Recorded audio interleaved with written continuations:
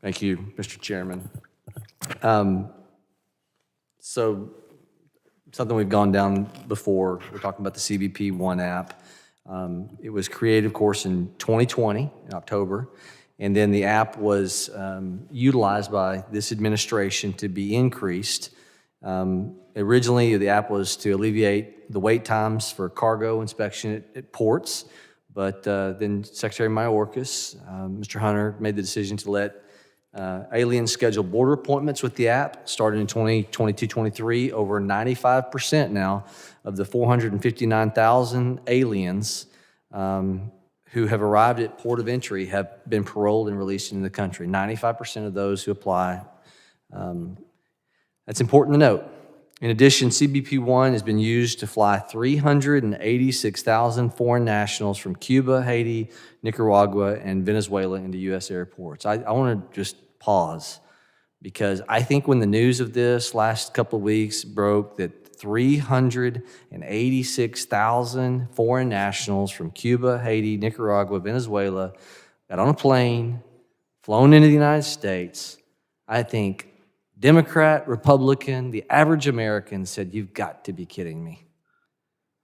Secretary Mayorkas claims that this widespread use of the CBP One app is good because it supposedly reduces illegal border crossings.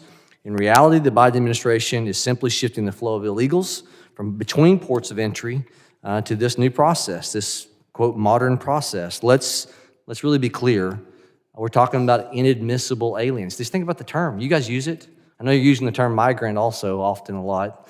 I'm not trying to be flippant. I think it's really sad that we've moved to a place where we're trying to confuse the American people and call these people migrants. Mr. Hunter, no offense intended, but I think it's really sad that we're wordsmithing. They're illegal aliens. You guys you continue to use the word inadmissible because that's supposed to mean something. This is illegal. So to talk about how the CBP One app has caused people now to go to ports of entry, and what many times they were being turned away, now they're not. 95% of those who use the app are released in the interior of the United States. Just compare some year differences. Those who used to go to the ports of entry, they were inadmissible aliens, 115,000 per month now in 2024, compared to 20,000 in 2020. So 115,000 now are going to the ports of entry, compared to 20,000 in 2020. Why? Because of the marketing campaign of the Biden administration. And when we use the term, there's 110 million migrants. Somebody tell me this tsunami that hit South America that I missed that was in the news. I'll tell you what's happened. Man, it's hard not to be flippant when the American people know that they are being hoodwinked by this administration on this, y'all. There's not 110 million. That's 1/3 the population of the United States. Migrants that have had this migrant cry. They're coming because President Biden put a marketing campaign out when he took office and said, "Come on in illegally." That's truth. There's not been this massive hurricane that's hit South America. South America is not underwater. People are coming here because our laws are not standing for truth anymore.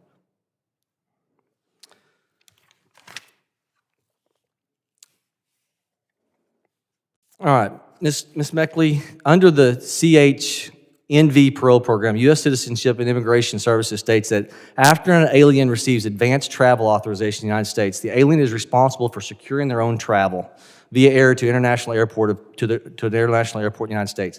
How does the U.S. government determine who provides the funding for aliens' airfare to the United States?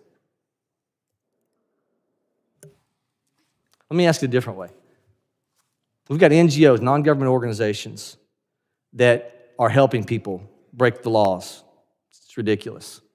Can you guarantee this body that funding from the U.S. taxpayer through NGOs is not helping sponsor people? The 386,000 people that have been flown into the interior United States. Can you guarantee this body, U.S. taxpayers, in addition to this madness of them not doing regular process, flowing from their country into the United States, that the U.S. taxpayer inadvertently through NGOs is not paying for that? Sir, my role at USCIS is to oversee the reviews of the I-134A process, so I am responsible for the execution of that part of helping facilitate the information getting to CBP for them to make the parole determinations. As we do that, when we review the 134A, part of that review is looking at evidence for how the supporter will provide financial and other support to that beneficiary should CBP decide to parole that individual into the United I need to States. do this just because of my time. Yes or no? Can you guarantee the taxpayer they're not footing the bill for the flight cost of bringing these people in through NGOs? Sir, I don't know whether or not it is. As I'm saying, is we review the 134A, and they have to provide financial documentation that says they can support that individual during and throughout the parole validity period. Yeah. Mr. Chairman, I'm going to yield back to you, but I'll just note, there's no confidence from this administration that NGO funding, that the taxpayer's not picking up the $500 to $1,000 per flight expense to fly them in also. The gentleman yield.